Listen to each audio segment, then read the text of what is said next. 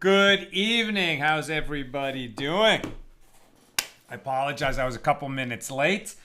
I had a doctor's appointment at 4 o'clock. I was supposed to have an hour and a half to get home. Should be no problem.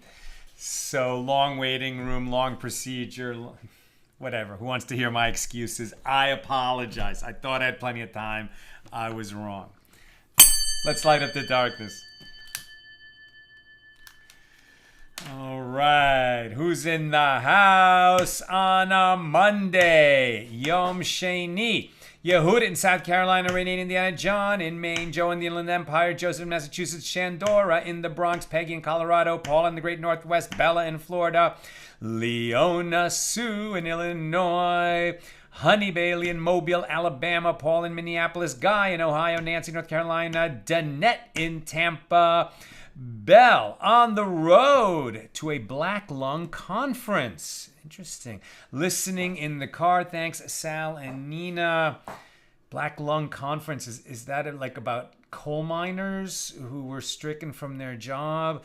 Tell us more. Sharon in Lebanon, New Jersey. Paul in Chicago. Jeff in Panama. Welcome.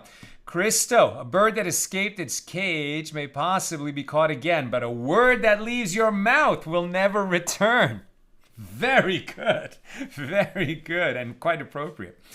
James in Indianapolis. Jonathan in Ventura County. I'm perfectly fine. It was just a...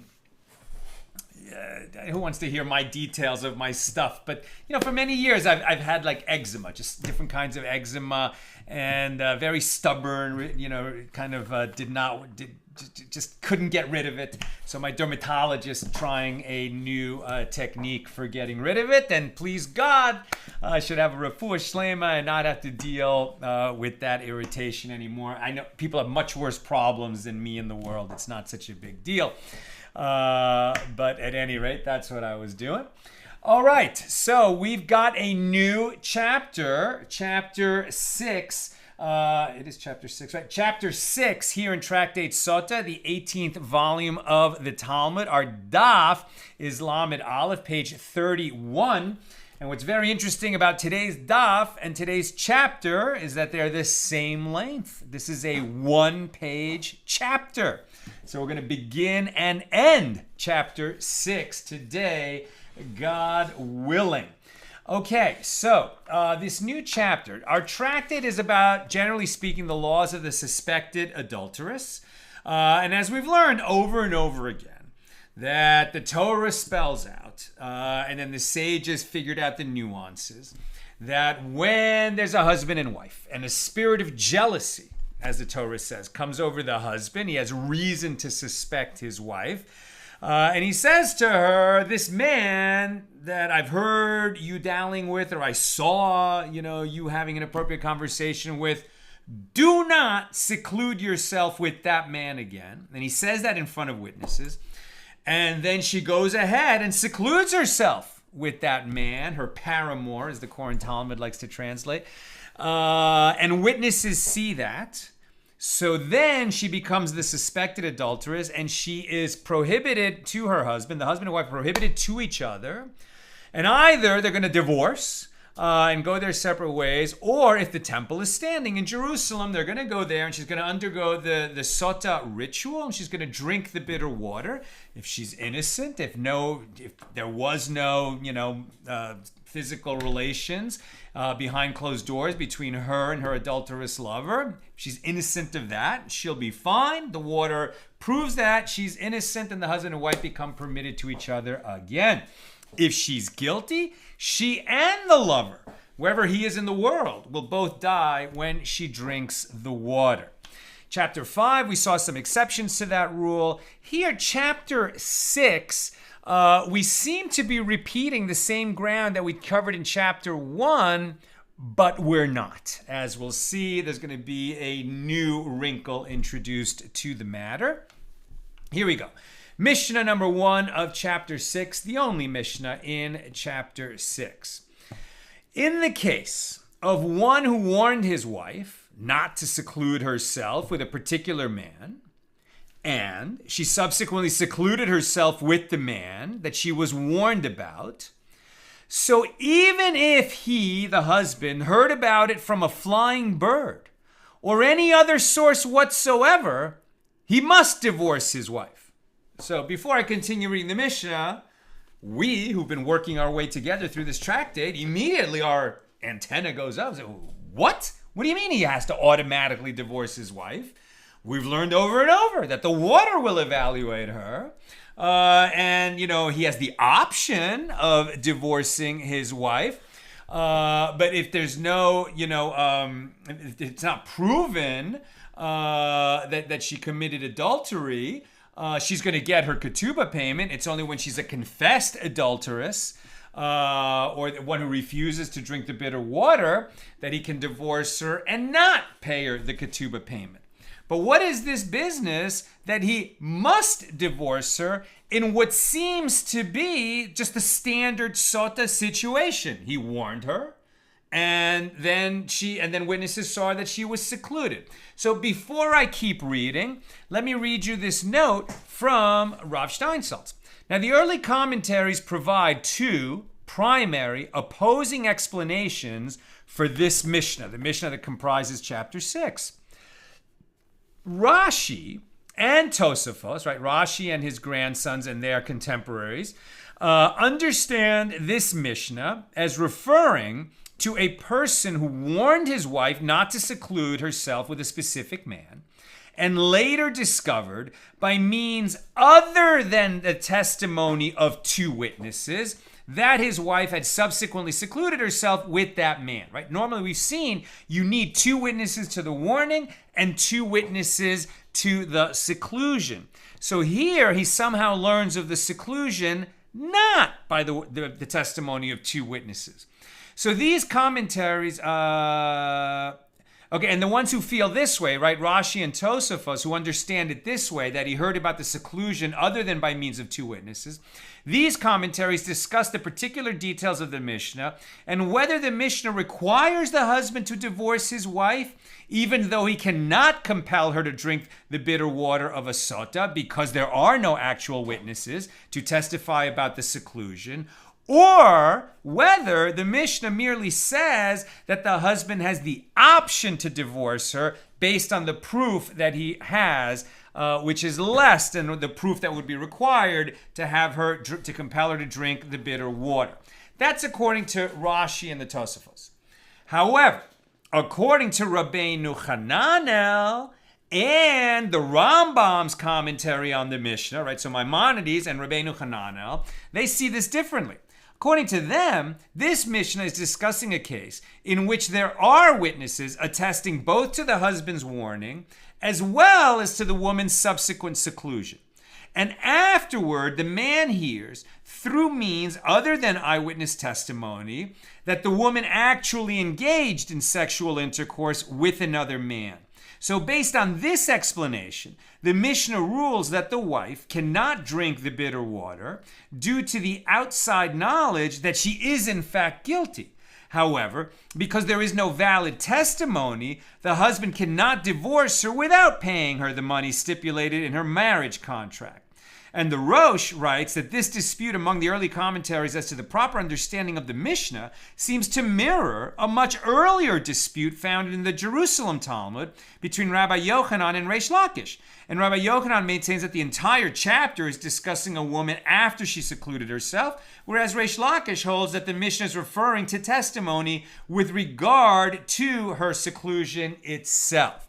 Right, so you can see how we would have a different outcome depending on which understanding of the law or which understanding of this Mishnah we follow. Are we talking about that he heard in a without the testimony of two witnesses that she secluded herself after the warning? Or are we learning that the husband learned without the testimony of two witnesses that she actually committed adultery behind closed doors, that somebody saw, for instance, one witness saw that she was defiled, right? Two witnesses saw that she secluded herself with the man she was warned about, and then a witness saw that she actually did it. right? So, or maybe not even a single witness, as we'll see, maybe some other means, Very interesting that back then, when the sages were talking about there was no video evidence. What about in the time of video evidence? How would that change this? It's a purely hypothetical question because we don't have this ceremony and haven't had it for nearly 2,000 years in the absence of the temple. So, at any rate, the way the Mishnah is stated, and as we've seen, there's different interpretations of how we're to understand it, but the way the Mishnah is stated is that he warned his wife and she secluded, and then, even if he heard about it from a flying bird or any other source whatsoever, he must divorce her. However, he must still grant her the money accorded to her by her marriage contract, as opposed to if she was a confessed adulteress, then he must divorce her and he doesn't pay her the ketubah payment. Here, he must pay her the ketubah payment because there is no actual proof of her seclusion with the man in question, or no actual proof that she actually committed adultery, depending on the interpretation. So this is the statement of Rabbi Eliezer, who, as quoted in the first Mishnah of our tractate on page 2a, holds that there is no necessity for witnesses to testify with regard to the seclusion, and the woman becomes forbidden to her husband, even in the absence of witnesses, by the husband's word alone, right? The husband can testify. That's the minority view. Now, Rabbi Yehoshua disagrees, as he did in the first Mishnah of the tractate, and he says he does not divorce his wife in the absence of witnesses until the gossiping women who sit and spin thread by the light of the moon begin to discuss her behavior, as they share the gossip of the town. Meaning, like, if everybody in town knows that this woman cheated on her husband, okay, then he can divorce her, and it's unclear whether he pays or not pays, but then maybe he has to divorce her where she has such a sordid reputation in town. Now, the Gemara earlier on page 6b taught that a woman whose infidelity became subject to this kind of public discussion can no longer be tested by the bitter water of a Sotah. Consequently, she must get divorced.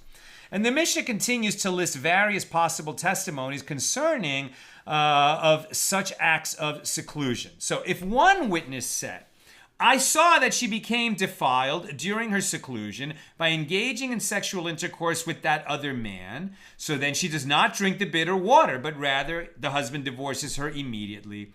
And furthermore, even if the one who testified was a slave or a maidservant, neither of whom is generally regarded as a valid witness, they are deemed credible to testify to the wife's adultery, even to the extent that their testimony disqualifies her from receiving her marriage contract and prevents her from drinking the bitter water, right? So, and this made sense as we had this discussion back on page 6, that 2 witnesses saw the warning and 2 witnesses saw the seclusion.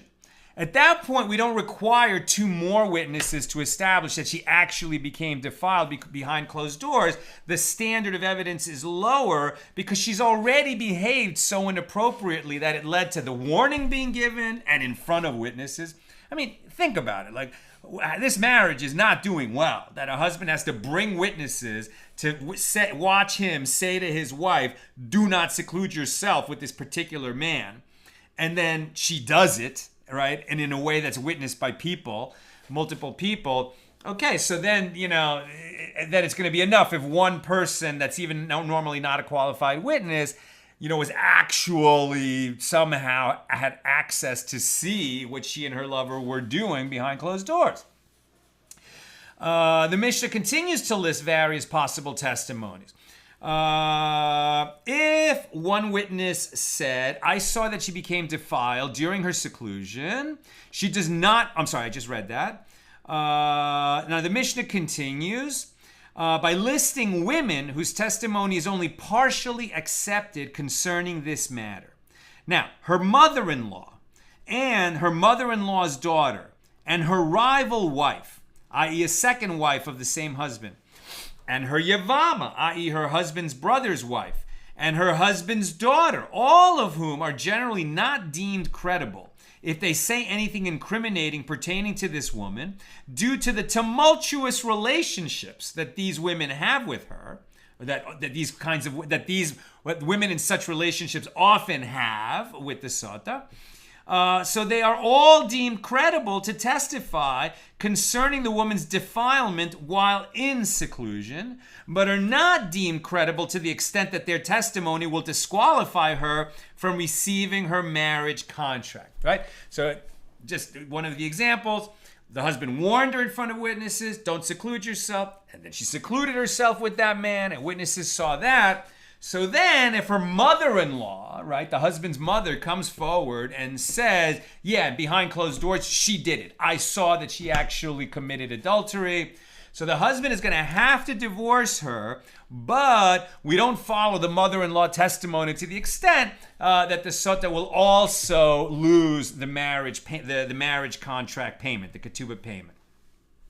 They are all deemed credible to testify concerning the woman's defilement while in seclusion, but are not deemed credible to the extent that their testimony will disqualify her from receiving her marriage contract. Rather, it is deemed credible to the extent that she will not drink the bitter water of a Sotah, and that's why the divorce has to follow. Now, the ruling allowing one witness's testimony with regard to defilement needs to be stated as, by right, it should not have been deemed credible, based on the following Kal Vachomer inference. And just as if with regard to the first testimony concerning seclusion, which does not forbid her to her husband with an irrevocable prohibition, as the woman can be found innocent by drinking the bitter water and permitting her again to her husband, and that testimony is not established with fewer than 2 witnesses, since according to the Mishna, the testimony of seclusion requires 2 witnesses, as we've said. Then, with regard to the final testimony concerning defilement, which forbids her to her husband with an irrevocable prohibition, is it not logical that it should also not be established with fewer than 2 witnesses? We might have thought that. Therefore, to counter this derivation, the verse, Numbers 5:13, states, and there be no witness against her. That's when we drink the bitter water. But if there is a witness against her, then there's no bitter water and she must divorce, right? Teaching that any testimony with regard to defilement that there is against her is sufficient. Even 1 witness is sufficient for the defilement stage, and 2 witnesses are not required for that. And the Gemara asks, and from now that it is established that 1 witness suffices to testify with regard to defilement, can't we run the Kal Vachomer inference in reverse? Can't we say a Kal Vachomer inference that with regard to the first testimony of seclusion, and just as if concerning the final testimony of defilement, which forbids her with an irrevocable prohibition, yet it can be established by single witness, then with regard to the first testimony, which does not forbid her with an irrevocable prohibition, is it not logical that it should also be established with less than 2 witnesses, that 1 witness will suffice? And therefore, to counter such a derivation like that, the reverse of the first Kal Vachomer, our verse states in the Torah, Deuteronomy 24:1, when a man takes a wife and marries her, and it comes to pass, if she finds no favor in his eyes, because he has found some unseemly devar. A devar, sometimes it's translated as a word or a thing, or here it's translated as a matter, right? He has found some unseemly matter in her. But the Hebrew word is devar. And there, in the laws concerning monetary damages, it states, at Deuteronomy 19:15, at the mouth of 2 witnesses or at the mouth of 3 witnesses shall a davar, a matter, be established, teaching that just as the davar stated there is established at the mouth of 2 witnesses at least, so too here the davar of her seclusion must be established by the mouth of 2 witnesses. So the Mishnah discusses the law, and now we're on 31b, the law in a case where 2 single witnesses contradict each other. It's not a pair of witnesses who come and say the same thing. What if we have 2 witnesses, but they contradict each other? So what we have is not the testimony of 2 witnesses. Now we have the testimony of 2 single witnesses that contradict each other. That's different than the testimony of 2 witnesses. So the Mishnah discusses the law in a case where two single witnesses come and contradict each other concerning the Sotah's defilement. So if one witness says she was defiled and another witness says she was not defiled, or similarly in the case of those normally disqualified from bearing witness, if one woman says the Sotah was defiled and another woman says she was not defiled, so then the Sotah would drink the bitter water due to uncertainty engendered by the contradictory testimonies. In other words, she became a Sotah because her husband issued the warning in front of two witnesses, and then two other witnesses saw her seclude herself with the man she was warned about. At that point, she can drink the bitter water to prove her innocence and become permitted to her husband again. But and as we've seen, if a single witness comes forward and says, I saw she was defiled, now she cannot drink the bitter water, and the only option is divorce. But if a second witness comes and says, I saw what she did behind closed doors and she was not defiled. So now we have two single witnesses contradicting each other, and it's as if there were no witnesses to the defilement, and she's just back as a regular Sotah who can drink the bitter water. That is the Mishnah here in chapter 6, the only Mishnah. Now we proceed to the Gemara. The Gemara questions why the Mishnah proves the need for two witnesses to testify about the seclusion based upon the verbal analogy of devar and devar, if there is an explicit source in the Torah stating that two witnesses are required, right? If we've already established that we need two witnesses for the seclusion, why are we going to the devar derivation? Isn't there a simpler way to get that? And this reason is given by the Mishnah. The verse states, when a man takes a wife and marries her, and it comes to pass, if she finds no favor in his eyes, because she has found some unseemly davar, some unseemly matter in her, which, through a verbal analogy based on the word davar, teaches the need for two witnesses. This seems to be superfluous, as the Mishnah should have said in its place. The verse states, she was defiled secretly, and there was no witness aid against her, which is explained to mean that there were not two witnesses, but only one who testified concerning her defilement. Now, one can infer from the term ba, which could also be understood as with regard to it, that in this matter of defilement, one witness suffices. So if one witness suffices for defilement, we can infer from that, but two witnesses are necessary to establish that she secluded herself, and two witnesses are necessary to establish that she was warned not to seclude herself with that man. Right? So with regard to it, that in this matter of defilement, one witness suffices, but not with regard to the warning. Additionally, one can infer with regard to it, but not with regard to the seclusion. Therefore, there must be two witnesses to testify about both the warning and the seclusion. And we don't have to use the analogy based on the word devar in two places. So the Gemara answers, that is also what the Tan of the Mishnah is saying. The source for the law that there is a requirement for two witnesses to testify about the seclusion is the verse that states, with regard to it, that in this matter of defilement, one witness suffices, but not with regard to the warning, with regard to it, but not with regard to the seclusion. So the Gemara continues to explain the Mishnah. And concerning an ordinary accusation of defilement, where there was no Sotah, right? You don't have to establish that a wife was defiled by first giving her the warning, and then she secludes herself with the man she was warned about and becomes a Sotah. It might simply be that this woman went out and cheated on her husband, and there was a witness who saw the adultery actually take place, that somebody actually witnessed that she had sexual intercourse with this man who was not her husband. If two witnesses saw that, that's it. She's not a suspected adulteress. She's a confirmed adulteress, right? So they could have gone that way. So the Gemara explains, and concerning an ordinary accusation of defilement, without a previous warning and without an act of seclusion with another man, from where do we derive that a single witness is not deemed credible, right? To establish a confirmed adulteress based on witnessing the sexual intercourse, of course one witness will not suffice.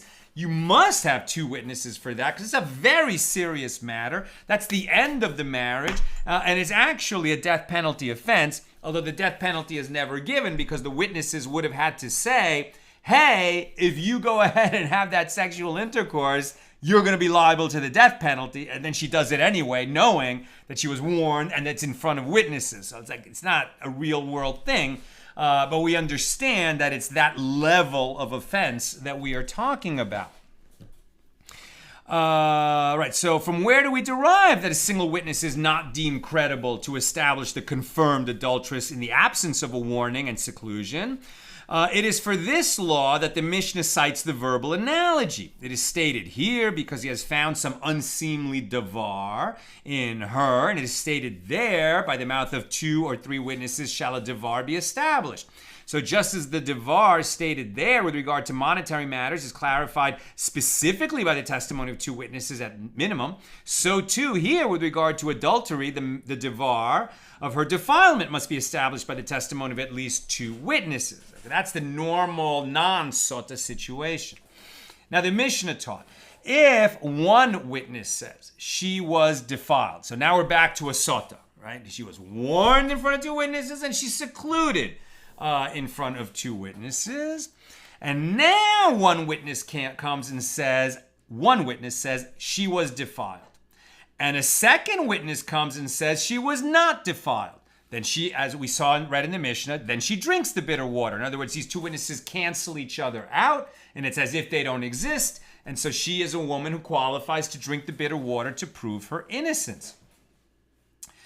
Where am I? And she drinks the bitter water. Now the Gemara infers from this statement in our Mishnah that the reason the woman would drink the bitter water in this case is specifically because the 2nd witness refutes his testimony. But if a 2nd witness did not refute his testimony, then a single witness would be relied upon in this case, and the woman would be forbidden to her husband forever. Yes, as we said. Now, from where are these matters derived? As the sages taught in reference to the verse describing the circumstances in which a woman defiled through an act of adultery becomes prohibited to her husband, which states, Numbers 5:13, and a man lie with her carnally, and there be no witness against her. And the verse is speaking of a lack of 2 witnesses. So when the verse refers to the lack of a witness, written in the singular, it actually indicates that there are not 2 witnesses against her, but only 1, as the Baraisa will now explain. So this Baraisa that we're going to use to clarify the Mishnah continues and asks, do you say that the verse refers only to a case where there was not even 1 witness to the act of sexual intercourse, as the singular usage of the word witness, in Hebrew aid, would seem to indicate? The Baraisa now proves that the singular usage notwithstanding, elsewhere the word ed is used to indicate 2 witnesses, right? Even though it's a singular word, in other contexts, it actually implies 2 witnesses. As the verse states, 1 witness, 1 aid, shall not rise up against a man for any iniquity or any sin that he sins. At the mouth of 2 witnesses or at the mouth of 3 witnesses shall a matter be established. So the Baraisa infers a general principle from this verse by asking, by inference, from that which is stated in the verse, even with the omission of the word 1, a witness shall not rise up against a man. Do I not know that it is referring to 1 witness, as the verse is written in the singular form? What is the meaning when the verse states explicitly 1 witness, being that it is obviously referring to only 1 witness? And the Baraisa answers, this established a paradigm for the principle that every place where the word witness, singular, ed, is stated in the Torah without specifying a number in the same verse or nearby, that there are 2 witnesses here, until the verse specifies that it is only referring to only 1 witness by including the word 1. So the Baraisa returns to discuss the verse concerning a Sotah. And now about the Sotah, the merciful one states, there was no witness, aid, singular, against her, which therefore means that there are not 2 witnesses to the sexual intercourse that could testify with regard to her. Rather, there is only 1. And the Baraisa completes its interpretation, and further in the verse it states, and she was not taken in the act, indicating that the verse is referring to a case in which it is known that the woman had not been raped, in which case she's fully innocent because she didn't do anything wrong. Now, this knowledge is based on the testimony of only one witness, as the verse had already stated that there were not two witnesses. And since one witness saw her willingly engage in sexual intercourse with another man, she is forbidden to her husband. Now, we talked about this the other day. You can imagine a case where she was raped, but a witness would come forward and say she willingly committed adultery. How could such a thing happen? If she was drugged, right? Or if somehow, the man who took her against her will pretended to be her husband. He somehow had a costume or some kind of shape-shifting mask like you see in the movies, something crazy like that, where, from the witness's point of view, it might look like, she was engaging in something willingly. And so the witness would say, no, she was defiled. But, there would be other circumstances. That's why we have to be very careful, right? So the Gemara asks, but since the Baraisa taught that by Torah law, one witness is deemed credible to state that the woman is defiled, how can the other witness who denies the wife's infidelity refute him with his conflicting testimony and enable the woman to drink the bitter water instead of becoming forbidden outright to her husband? But doesn't Ula say, wherever the Torah relies on one witness, there is the equivalent of the testimony of two witnesses here. Consequently, the testimony of the contradicting witness should be insignificant, as the statement of the one witness has no standing in a place where it is contradicted by two witnesses, for the witness testifying about her infidelity is deemed credible as if two witnesses had testified. Right? So we've seen elsewhere there's a case where normally two witnesses are required, but we allow one witness. So if we allow one witness, well, that one witness has the standing of two witnesses.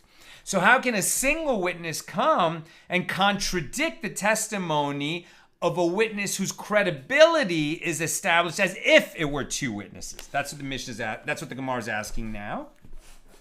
So rather, Ula said, teach the Mishnah the following way. If one witness says she was defiled, and another witness says she was not defiled, she would not drink the bitter water. And likewise, Rabbi Yitzchak said she would not drink. But Rabbi Chia says, in line with the standard text of our Mishnah, she would drink the bitter water, even in the case of a contradiction between two single witnesses with regard to her infidelity. So the Gemara asks, but for Rabbi Chia, how will he respond to the same difficulty due to the teaching of Ula, who explained that when a single witness is deemed credible, he is considered as two and cannot be contradicted by a single witness to the contrary? And the Gemara answers, this is not difficult. Here the Mishnah is discussing a case where both witnesses arrived in court and testified simultaneously. That's why they cancel each other out. But there, Ula's principle, that whenever a single witness testimony is accepted, it is considered as two and cannot be contradicted by a single witness testifying to the contrary. This is referring to a case in which the two conflicting witnesses came to court and testified one after the other. Right? The first one came and said, I saw it, she's defiled. Right? And at that point, since she was warned in front of two witnesses and she was secluded in front of two witnesses, and now the single witness comes and says, I actually saw she committed the physical act, so then the husband has to divorce her. He pays her the ketubah payment. Right? We don't establish that this defilement by one single witness is going to cancel her ketubah payment. But at this point, the court rules, okay, he has to divorce, end of story. And then if a witness later comes and says, no, she was not defiled, I was there and she was not defiled, and I don't know what kind of group scene this was, but somebody else comes and says, no, I was there and she was not defiled, too late, right? Too late. But, says the Gemara, we learned in the Mishnah above that if one witness says she was defiled and two witnesses say she was not defiled, then she would drink the bitter water. So the Gemara deduces from here the implication of this statement is that the woman drinks only because the testimony of the incriminating witness was contradicted by two witnesses. But if there was one witness saying she was defiled and only one witness saying the opposite, she would not drink. And this is a conclusive refutation of the opinion of Rabbi Chia. The Gemara answers, Rabbi Chia could have said to you, and according to your reasoning that she would not drink, say the latter clause of the Mishnah, which states, if two witnesses say she was defiled, and one says she was not defiled, the testimony of the two witnesses is accepted, and she would not drink the bitter water. She has to divorce. But you should deduce from here that if there was only one witness testifying to her defilement and one witness stating the opposite, she would drink the bitter water. This inference is in line with Rabbi Chia's explanation and contradicts the inference from the previous clause of our Gemara. So the Gemara answers, rather, the correct understanding is that the entire Mishnah is not dealing with valid witnesses. Right? Valid witnesses meaning who is competent to testify in court. Not a minor, not an imbecile, right? Not a slave. There's a bunch of people who are disqualified from giving testimony. We will take their testimony in certain cases, but normally they're disqualified from giving testimony. So now the Gemara is explaining this is what we're talking about. And the Mishnah is in accordance with the opinion of Rabbi Nehemiah, as it is taught in a Baraisa that Rabbi Nehemiah says, wherever the Torah relies on one witness, follow the majority of opinions. In other words, if the testimonies of two disqualified witnesses conflict, the court rules in accordance with the version supported by more witnesses, whether or not they are qualified to testify.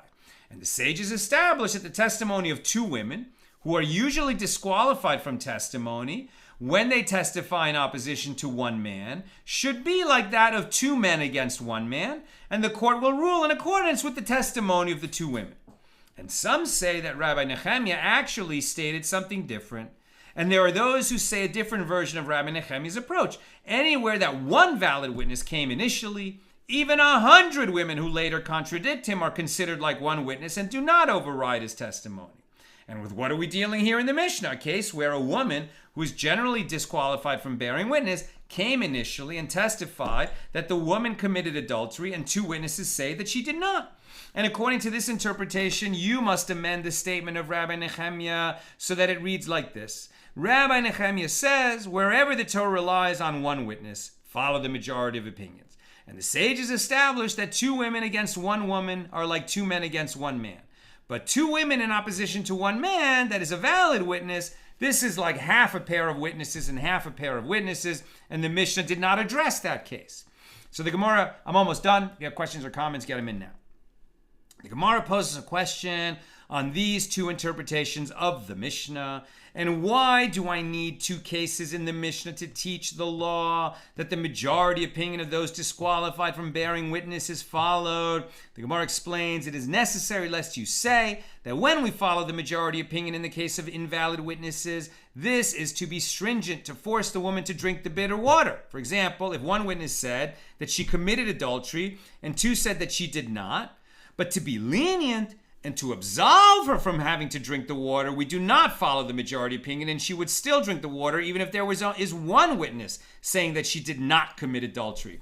Therefore, the Mishnah teaches us that there is no difference in this regard, and the majority opinion is followed in any case. And that concludes chapter 6. We opened and concluded chapter 6 tonight with God's help. Tomorrow, we will open chapter 7 with page 32. Beg your pardon. Probably tomorrow. Probably not tomorrow. We'll put the announcement on the Facebook page. But most likely, there's not going to be class tomorrow night, Tuesday night, because our son in his senior year, final year of high school, our youngest, we're about to be empty nesters, and he's the captain of the baseball team, and they finished their regular season, but we just found out yesterday they made the playoffs. It took like a little bit of a miracle of situation, even though they lost their last game, but it worked out, and they're in the playoffs. And so it could easily be our son's last game. It's 2 hours out of LA. But okay, when are we going to get this opportunity again? So Nina and I are going to take a road trip tomorrow to go see his final, well, maybe it won't be his final game. God willing, they'll win that playoff game, but they're a very small school up against a much bigger school. At any rate, we want to go see our son's possible last baseball game of his career, as it were, and that'll be tomorrow. So assuming that happens, there'll be an announcement on the Facebook page, and then we'll pick it up again on Wednesday. So check the page tomorrow to see if there's going to be class or not. Okay, let's see comments or questions on page 31. Sharon, can someone be a witness, if not an eyewitness, if they hear the misbehavior and not see it? Hearsay, right? Is not a hearsay witness. I don't think that's a witness. You know, someone can come and say that they heard the women by the light of the moon talking, right? Meaning this is all over town. Perhaps somebody could be a witness to that. But we don't establish the devar by that, right? I mean, that's a good question, Sharon. I don't know. Like, do we need two witnesses to come in and establish that, you know, this very promiscuous wife has become the talk of the town, you know, which would establish. And the point of that, right, it doesn't establish her guilt, but what it establishes is that she's not going to be permitted to drink the bitter water to prove her innocence, right? She doesn't face execution, but this marriage is going to end in divorce. Peggy, what would happen if a husband gave his wife the warning and she was alone with a man and was reported by someone, not her husband, then her husband wanted to forgive her? Does she still have to go through the cleansing procedure? So that's a really good question. It's come up a couple of times in our journey through this tractate, and I don't think it's been conclusively established, right? I think what they said was that the halacha is apparently that if, you know, he gives her the warning in front of witnesses, right? And then it could be the same pair of witnesses or other pair of witnesses, but it has to be two witnesses, see that she secludes herself with that specific man that her husband warned her not to seclude herself with, that at that point she becomes prohibited to her husband, and the choice is either drink the bitter water and prove your innocence or divorce, right? But when we learned that, you know, I don't know, 5-10 days ago, what they said was, but wait a minute, we established earlier in the tractate that he has to warn her, and she drinks, you know, in front of witnesses, and then witnesses see her secluded, and then she becomes a Sotah, but she doesn't go to Jerusalem and drink the bitter water unless the husband then brings her in front of his local Beis Din, in front of his local rabbinic court. So if that's true, couldn't he opt out of that and just stay with her?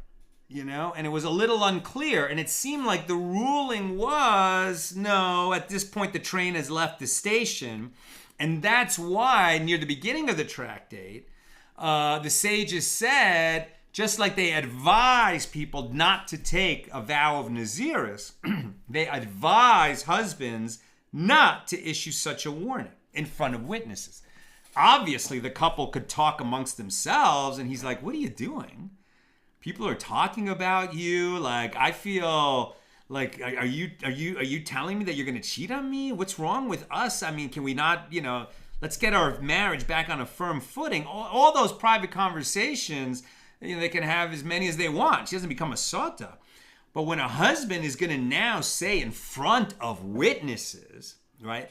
And, you know, as we've seen, like, right, you know, family members, usually not witnesses. Women, usually disqualified as witnesses. So this husband is going to take his wife in front of two men, you know, that are not relatives and say to her, I hereby warn you not to seclude yourself with that man. I mean, this marriage is already in trouble, right?